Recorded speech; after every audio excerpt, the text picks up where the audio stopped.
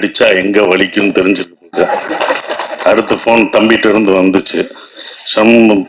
சம்ம வண்டி அடிச்சாப்புல. அடிச்சோன்னு, தம்பி சார் வர்றேன் நாளைக்கு தானே சொல்லிட்டாப்புல. கேப்டன் அவரோட வில்லன்கள்லாம் பாத்தீங்கன்னா பயங்கர அழகா இருப்பாங்க. அதுக்கு முன்னாடி அப்படி இருக்கவே மாட்டாங்க. அந்த ட்ரெண்ட் ஆரம்பிச்சது கேப்டன் அவர்கள் தான். எங்க ஊரு மதுரை ரைஸ் மில்லு இதெல்லாம் எனக்கு நினைவுடுது. அவரை வச்சு படம் எடுக்கணும்னா நாங்க நினைச்சோம். சின்ன டம்ளர்ல இருந்தது, என்னன்னு பார்த்தா ஸோ மோர் அப்படின்னு நினைச்சு குடிச்சு பார்த்தா ஹார்லிக்ஸ். என்னோட அது நம்ம ஒரு அசிஸ்டண்ட்டுக்கு ஹார்லிக்ஸ் நம்ம கொடுப்பாங்க ஒரு கம்பெனிலன்னு. நான் ஒரு இன்ஸ்டால பார்க்கும்போது ஒல்லியா ஹைட்டா யார் இது அப்படின்னு சொல்லி திருப்பி பார்த்தேன். அது டாக் வச்சுட்டு அப்படி நிப்பாரு. அந்த அது கண்ணாடி போட்டு நிற்கும் போது அவ்வளோ பாடி. அவருடைய என்ன உழைப்புனா உடலை அவ்வளோ அழகா நல்லா உழைச்சி ஹைட்டும் அதை வந்து அதுக்காக பண்ணார்ல. நான் கேட்டவனே, தம்பி எப்படி தம்பி பண்ணீங்கன்னு. சார் நான் போய் இத்தனை மாதம் நான் ஹார்ட் ஒர்க் பண்ணி என் உடம்ப குறைச்சேன் அப்படின்னாரு. பார்த்தீங்களா, அது எனக்கு ரொம்ப பிடிச்சிருந்த அவரோட ஹார்ட் ஒர்க். நான்வெஜ் சாப்பிட மாட்டாங்க, மாலை போட்டிருக்காங்கல்ல, அவங்களுக்குலாம் பக்கோடா போடி அப்படின்னு அப்போ சொல்றாரு. எனக்கு வந்து எப்படி ஒரு கேப்டன் ஒரு ஒரு படத்தோட கதாநாயகன் தனக்கு என்ன இருந்து மட்டும்தான் பார்ப்பாங்க. அவரை மூத்தவரை வேணா அரசியலுக்கு வச்சுக்கோங்க, இவரை எங்களுக்கு சினிமாவுக்கு கொடுங்கன்னு கேட்டேன். எவ்வளவு நடிகர்கள் வந்து நடிக்கும் போது ஒரிஜினல் பண்ணுவாங்க, பாடி டபுள் பண்ணுவாங்க, ஃபேஸ் ரீப்ளேஸ் பண்ணுவாங்க, சிஜி பண்ணுவாங்க, எவ்வளவோ பண்ணிட்டு நான் தான் பண்ணுவாங்க. ஆனா தான் பண்ணிட்டு வெளியில வந்து நான் பண்ணேன்னு சொல்லாதீங்க, டூ பண்ணேன்னு சொல்லுங்க அப்படின்னு சொன்ன ஒரு ஒரு பெரிய மனசு உள்ளவர் நான் அன்னைக்குதான் நான் நேர்ல பார்த்தேன். விஜயகாந்த் சார் ஆபீஸ்க்கு போனா எப்ப வேணாலும் சாப்பாடு கிடைக்கும், எப்ப வேணாலும் எல்லாருக்கும் ஒரே மாதிரி சாப்பாடு தான் கிடைக்கும் அப்படின்னா. அப்ப நான் என் கம்பெனியில சொன்னேன், சார் ஆபீஸ்ல எப்படி இருந்தாலும் இத்தனை வருஷத்துக்கு அப்புறம் இந்த ஜென்ரேஷனுக்கும் அடுத்த ஜென்ரேஷனுக்கும் அவர் சாப்பாடு போட்டது இன்னும் வந்துட்டு இருக்கு. பாத்தீங்களா, அது தொடருதுன்னா பாருங்க எவ்வளவு இதா இருக்கு. இதை நம்ம பண்ணணும்னு சொல்லி அவர் எனக்கு இன்ஸ்பிரேஷனா அந்த இதுல இருந்தாரு. எஸ்வி ரியல் எஸ்டேட் மற்றும் உங்கள் ப்ராப்பர்ட்டிஸ் வழங்கும் சிஎம்டிஏவால் அங்கீகரிக்க பெற்ற அனைத்து வசதிகளுடன் கூடிய வீட்டு மனைகள் ரெடியில் மாதவரம், பொன்னேரி, மீஞ்சூர் பகுதிகளில் உடனே வாங்கிட இன்றே தொடர்பு கொள்வீர். தொடர்பு கொள்ள வேண்டிய தொலைபேசி எண் 9791175755. எல்லாருக்கும் வணக்கம். இந்த நிகழ்ச்சிக்கு முதல் அன்பு கூப்பிட்டாப்புல, ஆனா நீங்க வர, நான் ஆடியோ ரிலீஸ்லாம் வர்றது இல்லைப்பா, ரொம்ப வருஷமா என்னோட ஆடியோ ரிலீஸ் தான் வருது, ஒரு 12 வருஷமாச்சு, எதுக்கும் போனதில்லை அப்படின்னு சொன்னேன். இல்லை நீங்கள் வரணும்னாரு. தம்பி நான் ஊருக்கு போகிறேன், துபாய் போயிடுவாங்கட்டான்ட்டு துபாய் போகிறேன் அப்படின்ட்டேன். அதுக்கப்புறம் வச்சிட்டாரு. அவருக்கு தெரியும் எங்கே அடித்தா எங்கே வலிக்குன்னு தெரிஞ்சிருக்கு. அடுத்த ஃபோன் தம்பிகிட்ட இருந்து வந்துச்சு. சம்ம வண்டி அடிச்சாப்புல. அடிச்சோன்னு, தம்பி சார் வர்றேன் நாளைக்கு தானே சொல்லிட்டாப்புல. நாளைக்கு காலையில் நான் வர்றேன். நான் வராமையா, கண்டிப்பா வந்து உன வாழ்த்த வருவேன் அப்படின்னு சொன்னேன். ஸோ அப்படிதான் வந்திருக்கேன். அவரு ஏன்னா விஜயகாந்த் சார் இருந்தா உரிமையா கேட்பாரு வாங்கன்னு. அவரை கேட்க விடக்கூடாதுன்னு நான் நினைச்சேன். அதனாலதான் அவரை வாங்கன்னு கூட கேட்க விடல அந்த டைம். ஏன்னா அதுதான் நாங்க வந்து விஜயகாந்த் சாருக்கு செய்யற ஒரு இது. ஏன்னா அவர் எங்க மண்ணின் மைந்தர், எல்லாருக்கும் மண்ணின் மைந்தர். எங்க ஊரு மதுரை ரைஸ் மில்லு இதெல்லாம் எனக்கு நினைவுடுது. அவரை வச்சு படம் எடுக்கணும்னா நாங்க நினைச்சோம். கதையெல்லாம் சொல்ல போனப்ப அது நடைபெறல. ஆனா அவர் பையனை வச்சு எடுக்கணும்னு எனக்கு ஒண்ணு வந்தது. அது ரொம்ப சந்தோஷமா இருந்தது. குற்றப்பரம்பரை அதை வந்து ஹாட் ஸ்டாருக்கு நான் எடுக்கணும்னு போகும்போது அந்த கேரக்டர், ஒரு கேரக்டர் இருந்துச்சு, வையத்துறைன்ற ஒரு கேரக்டருக்கு வந்து கருப்பான ஒருத்தர் வேணுமே. இங்க என்னடா கருப்பான ஊர்ல என்னடா நம்ம தான் கருப்படிச்சுட்டு எல்லா படத்துலயும் நடிச்சுட்டு இருக்கோம், ஒரு ஆள் வேணுமே அப்படின்னு யோசிச்சுட்டே இருக்கும்போது தான் நான் வந்து அதுக்கு முன்னாடி மதுரை வீரன் பார்த்துருந்தேன். அப்போ கொஞ்சம் குண்டா இதாக இருந்தார். நான் ஒரு இன்ஸ்டால பார்க்கும்போது ஒல்லியா ஹைட்டா யார் இது அப்படின்னு சொல்லி திருப்பி பார்த்தேன். அது டாக் வச்சுட்டு அப்படி நிப்பாரு. அந்த அது கண்ணாடி போட்டு நிற்கும் போது அவ்வளோ பாடி. அவருடைய என்ன உழைப்புனா உடலை அவ்வளோ அழகா நல்லா உழைச்சி ஹைட்டும் அதை வந்து அதுக்காக பண்ணார்ல. நான் கேட்டவனே, தம்பி எப்படி தம்பி பண்ணீங்கன்னு. சார் நான் போய் இத்தனை மாதம் நான் ஹார்ட் ஒர்க் பண்ணி என் உடம்ப குறைச்சேன் அப்படின்னாரு. பார்த்தீங்களா, அது எனக்கு ரொம்ப பிடிச்சிருந்த அவரோட ஹார்ட் ஒர்க். உடனே எனக்கு தோணுச்சு இந்த கேரக்டருக்கு தவிர வேற யாருமே பண்ண முடியாதுன்ட்டு நான் வந்து டெஸ்ட் ஷூட் எடுக்கணும்ட்டு கூப்பிட்டேன். இது ஹாட் ஸ்டார் கூட பண்ணலை, எடுத்து பார்த்துக்குவோம் அவர் எப்படி கரெக்டா இருப்பாரான்னு சொல்லிட்டு நான் வந்து வாங்க தனியா நம்ம 2 பேரும் தான், வேற யாரும் கிடையாது, போட்டு ஒரு போட்டோ எடுத்து பார்ப்போன்னு நான் வந்து எடுத்து பார்த்தேன். அவங்க சொன்ன மாதிரி அந்த கண்ணை தான் ஃபர்ஸ்ட் எடுத்தேன். கண்ணை பார்த்தோடனே விஜயகாந்த் சார் தான் எனக்கு ஞாபகம் வந்தார். கண்டிப்பா அந்த கண்ணில் அப்படியே இருந்து அந்த கண்ணை தான் நான் போஸ்டராகவே வச்சு அவங்களுக்கு காமிச்சேன், மேடத்திட்டையும் காமிச்சேன். இப்போ மேடத்தில் சொன்னேன், இவர் தான் வேணும் எனக்கு வந்து 60 நாள், என்ன இவ்வளோ நாள் டேட் கேட்குறீங்க அப்படின்னு, நீங்கள் கொடுங்க மேடம் அப்படின்னு. அவரை மூத்தவரை வேணால் அரசியலுக்கு வச்சுக்கோங்க, இவரை எங்களுக்கு சினிமாவுக்கு கொடுங்கன்னு கேட்டேன். அவங்க எந்த இதுவும் இல்லை, அவ்வளோ பணிவாக 2 பேரும். அவங்க வீட்டுக்கு போனாலும் என்ன சொல்லுவாங்க, அவங்க வந்து அவ்வளோ பணிவாக 2 பேரும் அவ்வளோ இதாக இருந்தாங்க. அவங்கள பார்த்து அடுத்த ஜென்ரேஷன் கற்றுக்கணும், அந்த எப்படி ரெஸ்பெக்டாக எப்படி இருக்காங்கன்றது கற்றுக்கணும். அப்புறம் மேடம் வந்து ஓகேன்னு சொன்ன பிறகு நாங்கள் வந்து அந்த படத்துக்கு இது பண்ணோம், ஒரு டெஸ்ட் ஷூட் எடுத்தோம். அவரை வச்சு இவங்கள நான் தான் 4 நாள் ஃபஸ்ட்டு நான் தான் படுத்தேன். அன்பு நான் தான் எடுத்தேன். 4 நாள் வச்சு நாங்கள் எடுத்தோம். அவர் கஷ்டப்படுத்தணும், அது வேற விஷயம். அது ஒரு ட்ரெய்லர் ஷூட்டு, ஒரு ட்ரெய்லர் ஷாட்டு ஆந்திராவில் எடுத்தோம், தலக்கோணத்தில். அந்த ரிவரில் ஓடி வரணும், அது ரொம்ப கஷ்டமானது, செருப்பு போடக்கூடாது, அதில் ஓடி வரணும், குதிரை விரட்டிட்டு வரணும், குதிரையோடு ஓடி வரணும். குதிரையும் 2 பேரும் ஒரே மாதிரி இருந்தாங்க. ஷாட் வைக்கும்போது அந்த குதிரை வேகத்துக்கு வந்தது, எனக்கு இன்னும் அது வரலேன்னு வருத்தப்படுறேன், இந்த ட்ரெய்லரை கொண்டு வர முடியலேன்னு வருத்தமாக இருந்தது. அதுக்கப்புறம் தான் அந்த முடி ஹேர் ஸ்டைல் வெட்டி அவர் வெளியிலலாம் போனோடனே, ஃபங்க்ஷன்லாம் போனோடனே அன்பு பார்த்துட்டாப்புல, இது நல்லா இருக்காரே, இவரை நம்ம இது பண்ணணுமே சார். அடுத்த நாள், டேய் நான் விதை போட்டு வச்சிருக்கேன்டா, ஏன்டா என்கிட்ட, நான் அவரை விட மாட்டேன் அப்படின்னு, நான் தரவே மாட்டேன், நான் எவ்வளோ இது வச்சிருக்கேன் அந்த படத்துக்கு, அந்த கேரக்டருக்கு நான் முடி வச்சிருக்கேன். இல்லை சார் முடியை நாங்கள் குறைச்சிக்கிறோம் சார். முடியாதுன்னு சொன்னேன். சரி, நான் அங்கிட்டு பார்த்தா இவர் வர்றாரு, சார் முடி நல்லா இருக்கு சார். அது நான் எடுத்து வச்சிருக்கேன்ப்பா, என்னப்பா நான் பண்ணி வச்சாலும் நீங்கள் கேட்குறேன்னாரு. ஆனால் அது பண்ண முடியல, ஆனால் சந்தோஷமா இருந்தது. சரி அன்பு, நீ 10 நாள் எடுத்துக்கோ அப்படின்னு சொல்லி நாங்கள் டேட்டு இது பண்ணிக்கிட்டு இருந்தோம். ஒரு விஷயம் தான் சொல்லணும், அவர் படம் ரிலீஸ் ஆகலை, ஆனால் இத்தனை பேர் இருக்கோம் பார்த்தீங்களா, இதுதான் உங்களோட வெற்றி. படம் வர்றதுக்கு முன்னாடி ஒரு வெற்றி வந்து எந்த நடிகருக்கு வேண்டாம். ஒரு படம் வந்து அடுத்த படம் தான் வரும், இந்த இத்தனை பேர் உங்களை அடுத்து வச்சு படம் பண்ணுறாங்களே, இதுதான் உங்களோட வெற்றியாக பார்க்குறேன். ரொம்ப டெடிகேட்டிவானது, ஆனால் நாங்களாம் பார்த்துருக்கோம், சும்மா யாரும் சொல்லலை. உண்மையிலே அந்த டெடிகேஷன் அவருக்கு அவ்வளோ இருந்தது. ஏன்னா விஜயகாந்த் சாரை பார்த்தா எங்களுக்கெல்லாம் இன்ஸ்பிரேஷன். நாங்களாம் அவரோட ஒர்க் பண்ணல, அவரோட பயணிக்கிற எங்களுக்கெல்லாம் இல்லை. ஆனால் அவர் கேள்விப்பட்டிருக்கோம். நாங்கள் வந்து டைரக்ஷனாக வரும்போது, நான் கம்பெனி ப்ரொடக்ஷன் ஆரம்பிக்கும் போது எல்லாம் அவங்க சொல்லும் போது, விஜயகாந்த் சார் ஆஃபீஸ்க்கு போனால் எப்போ வேணாலும் சாப்பாடு கிடைக்கும், எப்போ வேணாலும் எல்லாருக்கும் ஒரே மாதிரி சாப்பாடு தான் கிடைக்கும் அப்படின்னாங்க.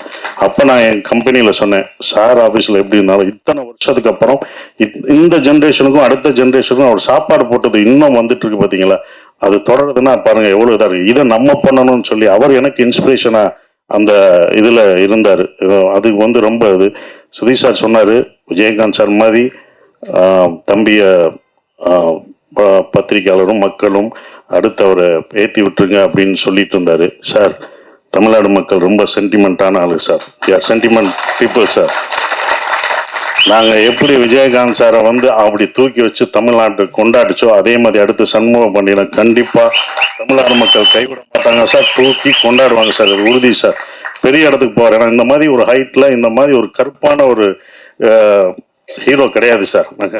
கருப்பா இல்லை சார், அந்த மாதிரி கிடையாது. அவர் வந்தது எங்களுக்கு வந்து ரொம்ப சந்தோஷம் சார், அதுதான் எடுத்துட்டு இருக்கோம். ரொம்ப சந்தோஷமா இருக்கு. என்னால் வந்து அவரை வச்சு படம் லேட்டாகுது, தாமதம். கண்டிப்பாக அந்த குற்றப்பரம்பரை எடுக்கும்போது அந்த வச்சுதான் நான் எடுப்பேன், வேற யாருமே அது கிடையாது. நாங்கள் வச்ச விதை வளர்ந்துருக்கு. இத்தனை பேர் நாங்கள் அந்த அவரால் பயன்படுத்தி அதை அறுவடை பண்றோம். இந்த படம் கண்டிப்பா படைத்தலைவன் பெரிய வெற்றி அடையும். அது அன்புக்கும் ப்ரொடியூசர் எல்லாருக்கும் என்னுடைய வாழ்த்துக்கள். கேமராமேன் சதீஷ் சார், அவரோட ஒரு படம் நான் பண்ணிட்டு இருக்கேன். ரொம்ப அற்புதமான ஒரு கேமராமேன், டெடிகேட்டிவாக ஒர்க் பண்ணுவார். அவர் ஒர்க்கையும் பார்த்துருக்கேன், ரொம்ப அற்புதமாக பண்ணுவார். இந்த படத்தில் பணியாற்றிய எல்லாருக்கும் என்னுடைய வாழ்த்துக்களை தெரிவிச்சுக்கிறேன். அவரை வாழ்த்த வந்த எல்லாருக்கும் என்னுடைய வாழ்த்துக்கள். நன்றி. இந்த படம் வெற்றி விழாவில் சந்திப்போம். நன்றி.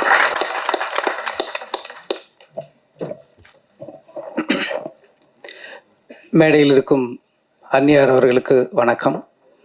சுதீஷ் சார் வணக்கம். இந்த படத்தின் கதாநாயகன், எதிர்காலத்தின் நம்பிக்கை நட்சத்திரம் சண்முக பாண்டியன் அவர்களுக்கும் வணக்கம். சசி சார் வணக்கம் சார். கஸ்தூரிராஜ் சார் வணக்கம். அப்புறம் கழகத்தை தன் தோளில் சுமந்து கொண்டு வந்திருக்கும் பிரபாகரன் அவர்களுக்கும் வணக்கம். கேப்டனின் அன்பு தம்பிகள், சகோதரிகள், தமிழகம் என்றும் இருக்கும் அனைவருக்கும் எனது வணக்கத்தை தெரிவித்துக் கொள்கிறேன். கேப்டன் வந்து ரமணாவில் மட்டும் எனக்கு அறிமுகம் நினச்சிட்டு இருப்பேங்க. எனக்கு முன்னாடி எனக்கு அவர் பரிச்சயம். ரசிகனா தேட்டரில் இருந்தது வேற. அது உங்களை மாதிரி நானும் அவரை ரசிச்சிருக்கேன். கேப்டன் பிரபாகரன்லாம் 50-60 தடவை பார்த்துருப்பேன். டெய்லி நைட் ஷோ முடிஞ்சதுன்னா போய் உட்காந்துருவேன் அந்த தேட்டரில், திருப்பி பார்த்துட்டு இருப்பேன். நான் மட்டும் கிடையாது, அது மொத்த ஆடிட்டோரியமே ரிப்பீட். எல்லா டயலாகும் வர்றதுக்கு முன்னாடியே கிளாப் பண்ணிக்கிட்டே இருப்பாங்க. அந்த மாதிரி பார்த்துட்டு இருந்தேன். இன்னும் சொல்லப்போனால் ஒரு இன்னைக்கு நான் என்ன சொல்லுவாங்க, நீ வந்து உங்கள் படத்தில் வில்லன்லாம் ஹேண்ட்ஸமாக இருக்காங்க, வில்லன்லாம் ஹீரோவோட அழகாக இருக்காங்களே எப்படின்னு சொல்லி. ஆனால் வில்லனை வந்து ஒரு ஹேண்ட்ஸமாக ஒத்துக்கிறதுக்கு வந்து ஒரு ஹீரோ பெரிய நம்பிக்கை வேணும். நீங்கள் அதை யோசிச்சு பார்த்தீங்கன்னா அதெல்லாம் அந்த ட்ரெண்டில் ஆரம்பிச்சவர் கேப்டன் அவர்கள் தான். கேப்டன் அவரோட வில்லன்கள்லாம் பார்த்தீங்கன்னா பயங்கர அழகாக இருப்பாங்க. அதுக்கு முன்னாடிலாம் அப்படி இருக்கவே மாட்டாங்க. அந்த ட்ரெண்ட் ஆரம்பிச்சது கேப்டன் அவர்கள் தான். சத்யராஜ், சரத் சார் ஆகட்டும், இன்னும் நிறைய பேர் சொல்லிக்கிட்டே இருக்கலாம். அவரோட கம்பெனியில் அவர் அறிமுகம் செய்தவர், அவர் எவ்வளோ பெரிய இது. அதுக்கப்புறம் நான் கலைமணி சார்கிட்ட வந்து ஒர்க் பண்ணும்போது செட்டுக்கு போயிருக்கேன். கருப்பு நிலா செட்டு தான். அப்போ அவர் டைலாக் வந்து கலைமணி சார், நான் அசிஸ்டண்டாக இருக்கும்போது செட்டில் போவேன். ஸோ இப்போ மூலையில் இருக்கும்போது லைஃப்பில் ஃபஸ்ட் டைம் வந்து கேப்டன் நான் பார்க்குறேன். ஸோ அப்படியே பார்த்துட்டு இருக்கும்போது சும்மா சாதாரணமாக அப்படியே இருந்துட்டு இருப்பார்.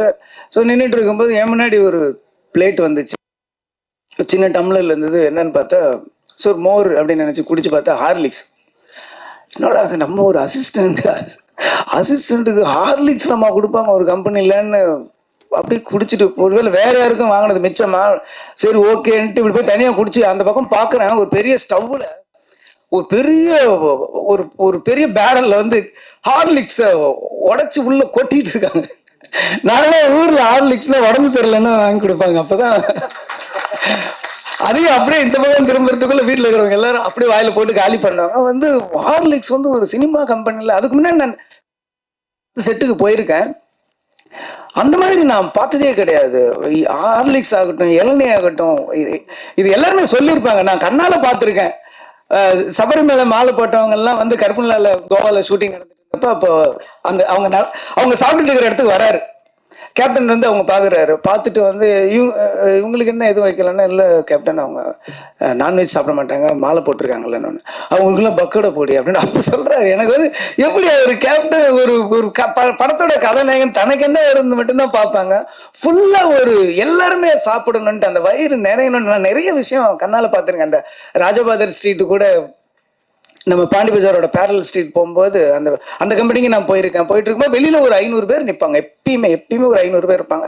அப்போ கேப்டன் அவர்கள் வந்து அவர் கையால் அந்த பாக்கெட் சாப்பாடை கொடுப்பாரு. அதை நான் பார்த்துருக்கேன், எங்கனால பார்த்துருக்கேன். அந்த பக்கம் இருக்கிற மீடியேட்டர்ஸ் எல்லாருக்குமே அது ஒரு ஹப் மாதிரி இருக்கும். அந்த மாதிரி ஒருத்தரை நான் பார்த்தது நிறைய விஷயம். அந்த கேப்டன் பிரபாகரன் அந்த ஹெலிகாப்டர் ஷாட் அப்போ நான் இருக்கேன். அந்த டைமில் நான் கீழே இருந்தேன். அப்போ டூப் போட்டு பண்ணிக்கலாம் அப்படின்ற மாதிரி சொன்னாங்க. அன்னைக்கு வந்து இவங்க 2 பேருமே வந்திருந்தாங்க, அன்னியும் வந்திருந்தாங்க. அன்னைக்கு செட்டுக்கு ஒரு அம்பாசடர் காரில் வந்தாங்க, எனக்கு நல்லா ஞாபகம் இருக்கு. அன்னைக்கு அந்த பர்டிகுலர் ஷூட் அப்போ அவங்க இல்லைன்னு நினைக்கிறேன். அப்போ மட்டும் சொல்லிட்டாங்க, வந்து நீங்கள் வந்து அன்னிக்கிட்ட மட்டும் டூப் போட்டுதுன்னு சொல்லிடுங்க அப்படின்னு சொல்லிட்டு சொன்னேன். இல்லை கேப்டன் வேணாம், ராக்கி ராஜேஷ்னு நினைக்கிறேன், அவர் சொன்னார், நான் வந்து டூப் போட்டு எடுத்துக்கலாம் அப்படின்னு. ஏன் டூப்புக்கும் ஒரு உயிர் தானே, அவனுக்கு மட்டும் 2 உயிராக இருக்குது அப்படின்னாரு. அவங்கள பக்கத்துல இருந்து எந்த மைக்கும் கேமரா இல்லாம காதால கேட்கும்போது ஒரு பெரிய மிரட்சி உண்டாயிடுச்சு, ஒரு மரியாதை உண்டாயிடுச்சு. அதுக்கப்புறம் அந்த ஷாட் அவரே பண்ணாரு. ரொம்ப கஷ்டம், நீங்க நினைக்கிற மாதிரி கிடையாது. ஒரு ஹெலிகாப்டர்ன்றது இந்த பக்கம் வெயிட் போட்டா இந்த பக்கம் அதுக்கு தகுந்த மாதிரி வெயிட் போடணும், இல்லைன்னா அன்பேலன்ஸ் ஆகி ஹெலிகாப்டர் வந்து அது மேல இதாக ஆரம்பிச்சிடும். இப்ப இருக்கிறதுல ரொம்ப ஸ்ட்ராங். அந்த மாதிரி இருக்கும்போது கேப்டனோட வெயிட்டை மெஷர் பண்ணி அதுக்கு தகுந்த மாதிரி இந்த பக்கம் ஒரு வெயிட் வச்சு அதை பேலன்ஸ் பண்ணி இங்கேருந்து போனால் நீங்கள் ஒரு 20 அடிக்கு மேலே தான் அவர் கேப்டன் தெரியும். அதுக்கப்புறம் போனால் ஒரு உருவம் தெரியும். இங்கேருந்து ஒரு ஜூம் எவ்வளோ ஃபாலோ பண்ண முடியுமோ அவ்வளோதான் தெரியும், அதுக்கு மேலே தெரியாது. ஸோ எவ்வளோ நடிகர்கள் வந்து நடிக்கும்போது ஒரிஜினல் பண்ணுவாங்க, பாடி டபுள் பண்ணுவாங்க, ஃபேஸ் ரீப்ளேஸ் பண்ணுவாங்க, சிஜி பண்ணுவாங்க, எவ்வளவோ பண்ணிட்டு நான் தான் பண்ணுவாங்க. ஆனால் தான் பண்ணிட்டு வெளியில் வந்து நான் பண்ணேன்னு சொல்லாதீங்க, டூ பண்ணேன்னு சொல்லுங்க அப்படின்னு சொன்ன ஒரு பெரிய மனசு உள்ளவர் நான் அன்னைக்கு தான் நான் நேரில் பார்த்தேன். அதுக்கப்புறம் ரமணா உருவாகுச்சு. ரமணா உருவாகும் போதும் சரி, ஃபைட் சீன்லாம் பார்த்தீங்கன்னா ஃபைட்டர்ஸ் எல்லாரோட பேரும் தெரியும். எல்லாரும் சின்ன சின்ன ஃபைட்டரு, அந்த கம்பி கட்டுறவங்க, ரோப் இருக்கிறவங்க எல்லார் பேரையும் எல்லாருக்குமே தெரிஞ்சிருக்கும். அப்போ அந்த கம்பி ரோப்லாம் அப்படின்னும் போது நீ ஃபைட்டருக்கு வேணா வை, எனக்கு வைக்காது அப்படின்றவர். என்ன இல்லை நான் இன்ன வரைக்கும் நான் ஒரிஜினலாக தான் பண்ணியிருக்கேன். நான் ரோப் வச்சு பண்ணேன்னா இதுக்கப்புறம் பண்ணது எல்லாமே நான் பண்ணது இல்லைங்கிற மாதிரி அர்த்தமாயிடும் அப்படின்னு சொல்லி எல்லாத்துக்கும் பார்ப்பாரு. ஃபைட்டர்ஸ் பண்ணும்போது உட்காந்துருப்பாரு. கேரவன்னு ஒன்று கிடையவே கிடையாது. ஒரே ஒரு சீன் வந்து ரெடில்ஸில் எடுத்தேன். அப்போ ட்ரெஸ் சேஞ்ச் பண்ணுறதுக்கோ காஸ்டியூம் சேஞ்ச் பண்ணுறதுக்கோ ஒரு இடம் இருக்காது. ஏன்னா ஃபுல்லாக அந்த ரெடில்ஸ் அந்த ஒரு ஹில்ஸ் மாதிரி இருக்கும். அந்த ஏரியாவில் வந்து ஒரே கேரவன் மட்டும் அவர்கிட்ட தெரியாம அவங்க சொல்லிட்டோம். அதுக்கு அவ்வளோ திட்டினார். யாரும் கேட்டா கேரவன் சொன்னீங்க? இன்னைக்கு போய் ஒரு ஷூட்டிங் போனீங்கன்னா ஷூட்டிங் அங்கே நடக்குதுன்னா 1 கிலோமீட்டர் கேரவன் ட்ரெயின் மாதிரி நிற்கும். அவ்வளோ பேருக்கு கேரவன் இருக்கிற இடத்துல அன்னைக்கு ஒரு நாள் கூட கேரவன் யூஸ் பண்ணதே கிடையாது. ஒரு நாள் யூஸ் பண்ணேன். அவர்கிட்ட கேட்காம நான் தான் சொன்னேன் காஸ்டியூம் சேஞ்ச் பண்ணணும், க்ரௌடு வரும், உள்ள வந்தா அவர் அங்கே வந்தாவே இங்கே பட்டாசு வெடிக்க ஆரம்பிச்சிடுறாங்க. ஸோ அதனால நீங்க வந்து கேரவன்ல இருங்கன்னா ஒத்துக்கவே மாட்டேன். கேரவன் ஆக்சுவலி அன்னைக்கு சும்மா தான் இருந்துச்சு. அதுலயும் சேர் கூட இப்படி சாயிற மாதிரி சேர் மாட்டேன். ஒர்க் பண்ண சில பேருக்கு தெரிஞ்சிருக்கும். நான் சொல்றது ஒரு புள்ளி கூட போய் கிடையாது, மிகைப்படுத்தவும் கிடையாது. ஒரு ஸ்டூல்ல உட்காந்துருவார். பின்னாடி சாய மாட்டார். பின்னாடி கூட அப்படியே உட்காந்துருப்பார். அப்படியே உட்காந்துட்டு யார் என்ன பண்ற அதை மட்டும்தான் பார்த்துக்கிட்டே இருப்பார். விறுவிறுன்னு வேலை நடக்கும். மற்றவங்க என்ன வேலை பார்க்குறாங்க, வேகமா வேலை நடக்குதா, என்ன சாப்பிட்றாங்கன்றது மொத்தமா அப்படி ஒரு நெட்வொர்க் மாதிரி வச்சுக்கிட்டு எல்லாரோட கேரையும் எடுத்துக்கிறவர். அவர் ஈவன் டைலாக்லாம் உங்களுக்கு வந்து தெரியாது. ரமணால வந்து எந்த டைலாக்குமே நான் 2 டேக் மேல போனதே கிடையாது. எந்த டைலாக்குமே 2 டேக் மேல நான் போனதே கிடையாது. இப்படி பேசுவார். என்ன எதுன்னா அன்னைக்கு நான் பார்த்தப்ப நீங்க வந்து அந்த சீஃப் மினிஸ்டர் அந்த ஒரு லிஸ்ட் சொல்லுவார், தமிழ்நாட்டோட லிஸ்ட், அந்த புள்ளி விவரம்லாம் சொல்லுவார். 2 டேக் போச்சு. ஒரு கேமரா வந்து கரெக்டாக செட்டில் ஆகல, அதனால 2வது டேக் போச்சு. ஆனால் அந்த ஃபுல் நம்பர் டயலாக் கூட நம்ம சொல்லலாம். நம்பர்ஸ் ரொம்ப சொல்றது ரொம்ப கஷ்டம். தமிழ்நாட்டில் இத்தனை ஹாஸ்பிட்டல், இத்தனை போலீஸ், இத்தனை பெட்டு, இத்தனை பேஷண்ட்டு, ஓட்டுரிமை இருக்கிறவங்க, ஆம்பளை பொம்பளை சொல்ல அந்த நம்பர் சொல்றது. நம்ம வந்து ஒவ்வொரு இடையும் போய் செக் பண்ணி எழுதிடலாம். நம்பர் எழுதுறது ஈஸி, என்னாலே சொல்ல முடியாது. ஒரு அப்படியே ஃபுல்லா பண்ணிட்டு டைலாக் எடுத்தாரு. இதை மட்டும் எனக்கு 2 நாள் முன்னாடி டைலாக் கொடுத்துருன்னு சொன்னாரு. 2 நாள் முன்னாடி டைலாக் சொன்னா ஃபுல்லா பண்ணாரு. 2 டேக்ல சிங்கிள் ஷாட் நீங்க பாத்தீங்கன்னா தெரியும். அப்படியே ட்ராலி ஃபாலோ பண்ணிட்டே இருக்கும். சிங்கிள் ஷாட்ல முடிச்சாரு. டைலாக் ஆகட்டும், நடிப்பாகட்டும், ஃபைட் ஆகட்டும், அவருக்கு ஈடு இணை யாருமே கிடையாது. கதர் சட்டையாலும் காக்கி சட்டையிலும் அப்படி ஒரு அழகனை இந்த தமிழ்நாடு இதுக்கு முன்னாடி பார்த்துருக்காரு. நல்லா யோசிச்சு பாருங்க. நீ கதர் சட்டையில போட்டு வந்த அந்த அழகு அப்படி பார்க்கறதுக்கு கண்ணு பார்த்தாது. காக்கி ட்ரெஸ் அந்த போலீஸ் யூனிஃபார்ம் பார்த்தா அந்த கம்பீரத்தை பார்க்கறதுக்கு கண்ணு பார்த்தாது. அப்படி ஒரு ரியல் போலீஸ் கூட நம்ம இந்த மாதிரி வரணும்டா அப்படின்ற மாதிரி ஒரு இன்ஸ்பிரேஷனா இருக்கிற உருவம் தான் கேப்டன். நிறைய பண்ணாரு. அதுக்கப்புறம் என்னுடைய திருமணத்துக்கும் வந்தாரு. ஏன் அப்படி சும்மா மொட்டை பையனாவே சுத்திட்டு இருக்க, முதல்ல கல்யாணத்தை முடி, உடனே குழந்தை பெற்றுருன்னு சொல்லி எந்த ஹீரோ அப்படி சொல்லுவாங்க? யோசிச்சு பாருங்க. படம் நடிச்சா அதுக்கப்புறம் நம்பரை டெலிட் பண்ணி அடுத்த படம் ஹிட்டு திருப்பி ஒர்க் பண்ணாதான் திருப்பி நம்பரே சேவ் பண்றேன். இந்த உலகத்துல அவன் என்ன பண்றான், என்ன பண்ற இப்படின்னு வந்து என் கல்யாணத்து வரைக்கும் வந்து வண்டி டிராபிக் ஜாக ஆரம்பிச்சிருச்சு. கிட்டத்தட்ட ஒரு 7,000 8,000 வெஹிக்கிள்ஸ் எல்லாமே தொண்டர்கள் தான். அன்னைக்கு வரலாறு காணாத கூட்டம்னா எனக்காக கிடையாது, கேப்டனுக்காக. அந்த ஸ்டேஜில் அவ்வளோ கூட்டத்தில் நாங்கள் 2 பேரும் இப்படி முண்டிட்டு இருந்தோம். அவ்வளோ ஒரு வரலாற்று சிறப்புமிக்க ஒரு திருமணமா என்னுடைய திருமணத்தை மாட்டினவர் கேப்டன் அவர்கள். ஒரு அற்புதமான மனிதர். இங்க வந்து கஸ்தூராஜா சார் வந்து நானும் ஒர்க் பண்ணியிருக்கேன்னு எனக்கு சின்ன பொறாமையா இருந்தது. ஏன்னா எனக்கு மட்டும்தான் அந்த பெருமை இருக்கும்னு நினைச்சு அவரும் ஒர்க் பண்ணியிருக்காரு. பக்கத்துல இருந்து என் வாழ்க்கையில் வந்து நான் 1 வருஷத்தை அவரோட கழிச்சிருக்கேன் போது அந்த ஒவ்வொரு நினைவுகளும் என் வாழ்க்கையில் எப்பயுமே எதிரொலிச்சுக்கிட்டு இருக்கும். அவர் குரல் எப்பயுமே என் காதுல கேட்டுக்கிட்டே இருக்குங்கிறது போது எனக்கு ரொம்ப அதை விட ஒரு பெருமை என்ன இருக்க முடியும்? அப்படி ஒரு மாமனிதர் நம்ம மண்ணில் இருக்கு. நம்ம வாழ்க்கையில் எப்பயுமே நம்ம கடவுள் வந்து எப்பயோ ஒரு வழியை வந்து நமக்கு என்னைக்குமே ஒரு இழப்பையும் ஒரு பிரிவையும் நமக்கு வந்து யாராலையுமே ஈடு செய்ய முடியாது. எந்த மருந்தாலும் அதற்கு அதை ஆற வைக்கவும் முடியாதுன்றது வந்து கேப்டன் இழப்பு. இருந்தாலும் கேப்டன் ஒரு அற்புதமான 2 சிங்கக்குட்டிகளை கொடுத்திருக்காரு. கேப்டன் வந்து எல்லாருக்கும் எல்லாமே கொடுத்திருக்காரு. ஆனா யாருக்குமே கொடுக்காத ஒண்ணே ஒண்ணு இந்த படத்தோட ஹீரோ கொடுத்திருக்காரு. அவரோட 2 கண்கள். அந்த கண்ணு போதும் கேப்டன் பாக்குற மாதிரி அப்படியே இருக்கு. எவ்வளவு பேருக்கு இண்டஸ்ட்ரியில இருக்கிற ஒரு வாழ்க்கை கொடுத்திருக்காரு. ஆர் சுந்தரராஜன் மாதிரி சார் மாதிரி ஒரு வில்லேஜ் படத்தில் நடிப்பாரு. அந்த பக்கம் பார்த்தா ஆர்மியோட ஃபைட் பண்ணிட்டு இருப்பாரு. ஃபிலிம் இன்ஸ்டிடியூட்டோட இன்னும் அடையாறு ஃபிலிம் இன்ஸ்டிடியூட் அந்த டைம்ல வந்து அவ்வளோ, இன்னைக்கு இருக்கு விஸ்காம் அவ்வளோ இருக்கு, அன்னைக்கு டைம்ல அடையாறு ஃபிலிம் இன்ஸ்டிடியூட் வந்து உள்ள வந்தது Abavanand sir, Chellumani sir, Udayakumar sir, அவ்வளோ பேர் இன்ஸ்டியூட்ல அந்த டிஎஃப்டில இருந்து வெளில வந்ததுக்கு எல்லாமே ஒரே காரணம் வந்து கேப்டன் அவர்கள் தான். இன்னைக்கு வந்து நடிகர் சங்கம் ஆகட்டும் எவ்வளோ பேரை உருவாக்கி இருக்காரு. அவர் ஒரு பையன் வந்து நம்ம இண்டஸ்ட்ரிக்கு வந்திருக்காருன்னும் போது நம்ம வந்து 2 கையை விரிச்சு அவருடைய வாரி அணைச்சிக்கணும் அவரை. அது வந்து அவர் சொன்ன மாதிரி இது கேட்கறதுக்கு எனக்கு உரிமை இருக்குன்னு சொல்றாரு. என்ன செய்யறதுக்கு எங்களுக்கு கடமை இருக்குங்கிறது தான் உண்மை. அதனால பத்திரிகை நண்பர்கள் ஒரு 2-3 படத்துக்கு அவர் படங்கள்ல நல்லதை மட்டும் எழுதுங்க. நம்ம அதுக்கப்புறம் நம்ம ஒரு கரெக்டா பார்த்துக்கலாம். ஆனால் அந்த ஃபர்ஸ்ட் என்கரேஜ் பண்ண வேண்டியது உங்க கையில தான் இருக்கு. இண்டஸ்ட்ரியில இவ்வளோ பேர் என்ன மாதிரி எவ்வளோ பேர் வாழ்ந்துட்டு இருக்காங்க, எவ்வளோ பேர் எத்தனையோ வயிறுகள் இன்னமும் சாப்பிட்டுட்டு இருக்கிறதுக்கு அவர் காரணமா இருந்திருக்காரு. அதனால அவருக்கா இந்த படம் மிகப்பெரிய வெற்றியை நம்ம கொடுக்கணும், அது அடையும். ரொம்ப பிரமாதமா இருக்காரு. எனக்கு ஒரே ஒரு சந்தேகம் தான், எப்படி இவருக்கு நான் ஆச்சரியப்படுறேன். ஏன்னா இவரே கட் அவுட் மாதிரி இருக்காரு. இவ்வளவு ஒரு கம்பீரமான ஒரு கதாநாயகன் தமிழ் சினிமா கிடைச்சிருக்காரு. ரொம்ப சந்தோஷமா இருக்கு. வளர்ந்து வாங்க, ரமணா 2 எடுப்போம். திருப்பியும் வந்து நம்ம கேப்டனை வந்து நம்ம காட்டுவோம். இந்த படம் ரொம்ப அற்புதமா இருக்கு. யானை வச்சு பண்ணியிருக்காரு. யானையும் ஒரு சிங்கம் நடிச்ச மாதிரி தான் இருந்துச்சு எனக்கு பார்க்கும்போது.